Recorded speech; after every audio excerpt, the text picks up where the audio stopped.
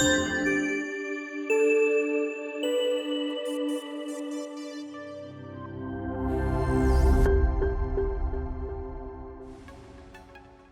folks, I'm John Duffin here with Duffin Media. I've been fortunate to be able to have hosted and guested on a number of podcasts. And today, if we do this right, you'll get the opportunity to optimize your communications by leveraging your voice. What do I mean? Simply this. My whole purpose, my whole intention is to get your message heard, understood, your intended message received. This way, when you're guesting or hosting on podcasts, you'll have the ability to optimize your impact. People will hear you, believe you, and want to follow you. So here's what I'd like to do today. I want to deliver to you my top tips, hacks, if you will, of ways that you get to do exactly that.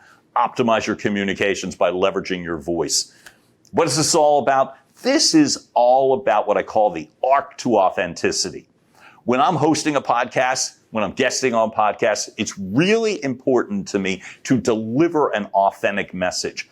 The whole rationale behind that is this is what makes me different. And my intention for you is to identify what your differentiation is. Easy for me to say, right? So that differentiation is the way that you're able to communicate, that sets you apart. So when people are watching or hearing you, they're like, oh my God, I get that. I appreciate that. So some of my hacks are literally ways that will help you make certain your voice isn't quivering or hovering or umming and ahhing or screaming or whispering or questioning or doubting. I want you to stand true, sit true, if you will, with confidence, clarity, and the ability to, again, get your intended message received. Tips, shall we? No problem. Let's get rolling and deliver what I intended to. Here's an example of a great way to center yourself. This can work on Zoom. This can work live, however you're delivering the message. Podcast, obviously, but if you're speaking to an audience, if you're speaking to one person or a group, here's a great way to center yourself, to keep your voice true and right. I call this the Navy SEALs body of evidence technique. It's a twofold technique, and to me, I've used it, people have shown me, and when I put these two together, it helps me tremendously. So, do you have 16 seconds? Well, that's pretty much the whole length of time that you need for this. It's a breathing technique coupled with a little bit of mindset. When you pull this off, it's amazing how you can get yourself centered and right. So here it is. Number one, the Navy SEALs body of evidence. The Navy SEALs breathing technique. And look, no one is confusing me for a Navy SEALs person. However, where did this come from? This came from my therapist, who is also a renowned sports psychologist. His name is Joe Dowling. He wrote the book called Zonefulness, the Navy SEALs breathing technique. Literally got Navy SEALs out of a panic situation. And I'll show you. It's literally this simple. 4 sets of 4 boxed breathing. Inhale for 4. Hold for 4. Exhale for 4. Hold again for 4. I might have rounded up on the 16 seconds, but the fact of the matter is that's your 16-second thing. What was the second part? I call it the body of evidence. Look, folks, one of the things that can take you out of a great conversation is fear and worry, imposter syndrome, if you will. I don't belong here. I don't have anything to add. I don't feel worthy. All of those things can take you out of the game. So when you're doing that 16 seconds of breathing, here's the recommendation. Add something. It's not just positive thinking. It's a little more than that, based on science. Also came from my psychologist, Joseph Dowling. The body of evidence is a reminder that you've done something. I'll give you an example from me. So I literally need to remind myself sometimes that I've run a marathon. Now, I'm not telling you that to impress you. Trust me. If you've ever seen me run, you wouldn't be all that impressed. But I finished a marathon. I've run them in Chicago, Berlin, Germany, just to name a couple. Berlin, Germany. This guy is literally finishing a marathon. So why does that matter?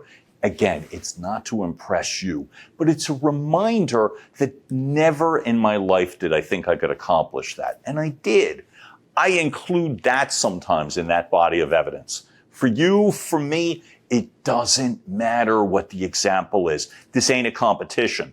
It's something that you feel proud about, that you did, that you didn't think you could do. Anytime in your life. Maybe it's the 4th grade math B. Well, that was just me. But the fact is, for you, it's anything. Whatever it is, have it available when you're doing that 16 seconds of breathing, right? Have that in. Layer it in. Those 2 things are done to remind you that you deserve a seat at that table. The seat at the table, whether you're the guest, whether you're the host, you're here for a reason. You're here to add value. So often we take ourselves out of the competition. The truth of the matter is you deserve to be there. You're bringing something. Those 2 tactics go to one hack. The Navy SEALs breathing coupled with the body of evidence. What does it do? Puts you front and center. And again, you do deserve a seat at that table. Which brings me to my next point. Folks, this is all about preparation. None of my tips, techniques, hacks, whatever you want to call them, none of them are going to replace preparation. Now, this is not a vocal tip. It's just a tip. You cannot be over-prepared. You can't. When you are communicating with anyone, as a host, as a guest, it is really important to make certain that you're in the right place with them. How do you do that? Well, here is a hack. Communicate with them. What are we talking about in terms of the episode? What would you like me to convey? What is an effective communication for you? Would you like stories or examples? Do you want me to omit anything? Here's where I'd like to head. Am I headed in the right direction? These are all general questions that you can be having before you go on with a host or have a guest to make certain that you're not stumbling and fumbling all through. Again, preparation is absolutely the key. There's a former athlete. Well, actually, he's a current athlete. His name is Russell Wilson.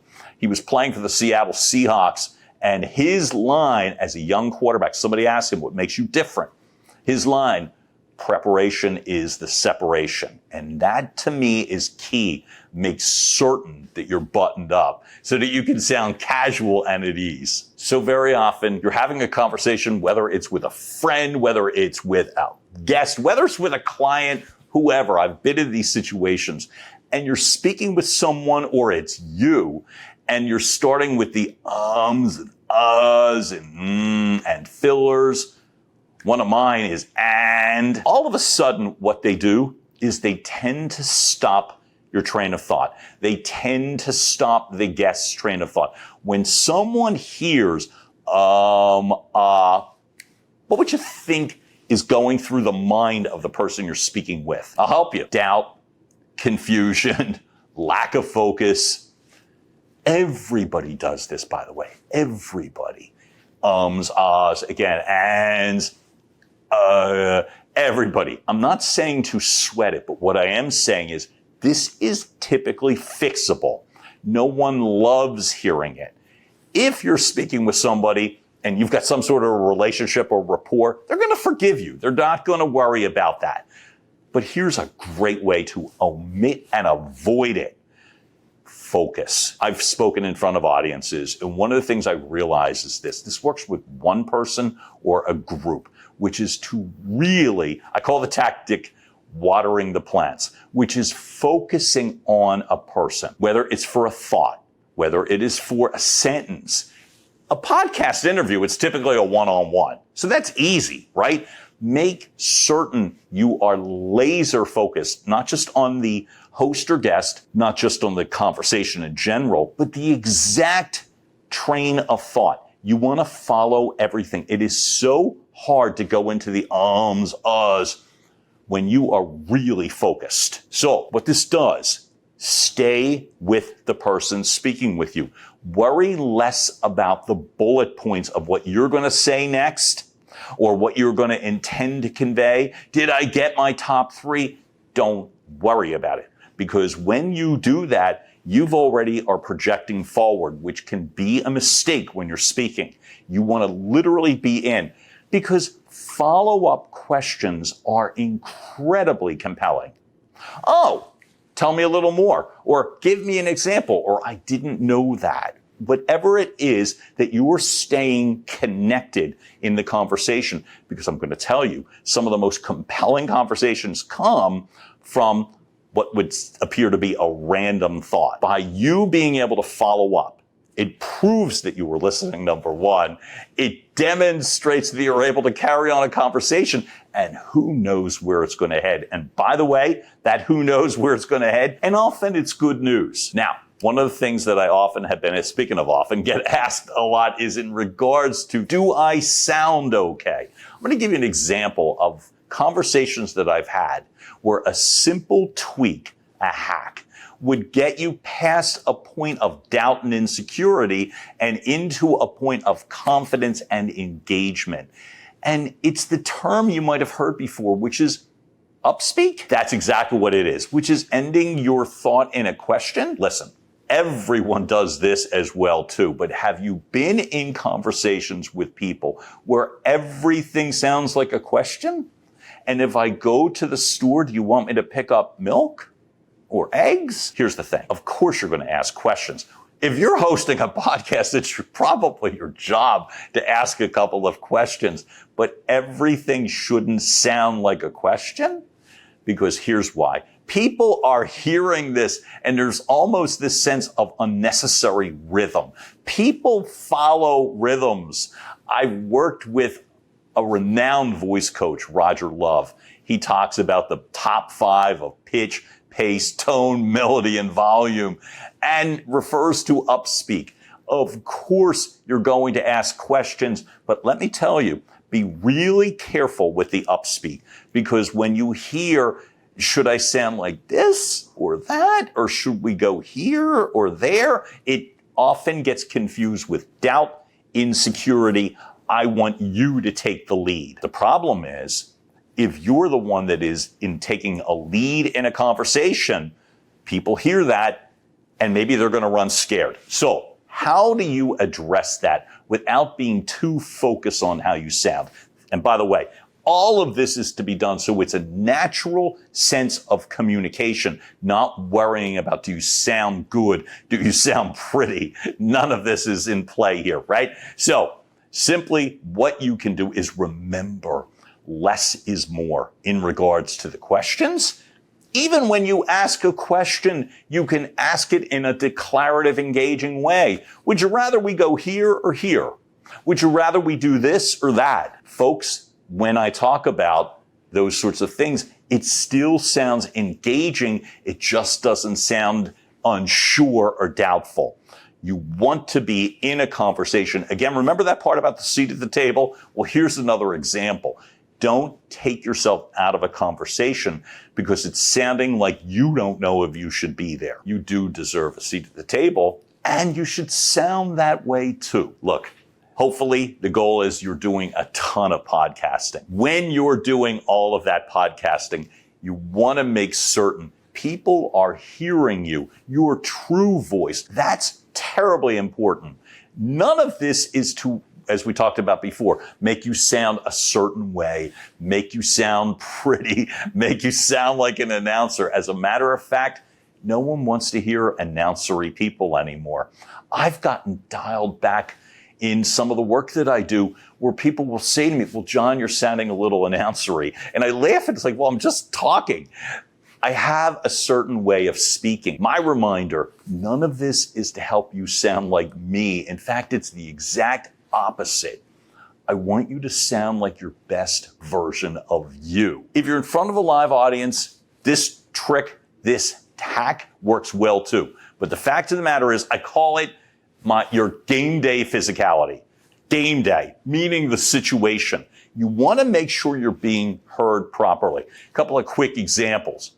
Have you ever seen someone in Zoom that's got themselves all pulled in together to make sure that they hear you? Well, first off, that scrunched up body is a mistake. What's the hack? I'm going to sound like your fourth grade teacher, which is literally sit up, pull your shoulders back a little bit, smile a little bit. What's happening? The airflow from your vocal cords, your vocal folds, your larynx is enabling the airflow to come through so you don't have to worry about raising your volume. This is your natural, I call it your middle voice. It's typically here because if your upper register is here and your lower register is here, I want you somewhere in the middle, that easy conversational voice.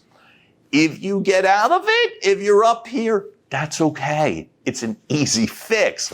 Bring yourself back to the middle. Why? It's your most engaging, true, authentic voice. And remember, the key is it's your most authentic, engaging voice. It's not the tonality that I'm worried about. It's the authenticity in the way that you sound. So you're in front of your computer, right? Easy. Just make sure you're sitting up straight. Just make sure you're centered in a way that you're comfortable. Your hands, your body language, keep them around you. All of this plays really badly on a Zoom screen. I have to watch that for me. But the fact is, the physicality is in your voice. Remember the science that's connecting to your body and your voice because you want to sound true and right. So there you have it. There's a few basic techniques to help you get your message received. By getting your message received, my hope for you, my wish for you, is that you become a wildly popular podcast host or guest, everybody wanting you, everybody needing more. For me, my intention, my wish is that I'm able to use my own techniques to make certain that I'm sounding true, right, and authentic. I thank you for investing the time with me today. I'm John Duffin, and I hope you have a fantastic day.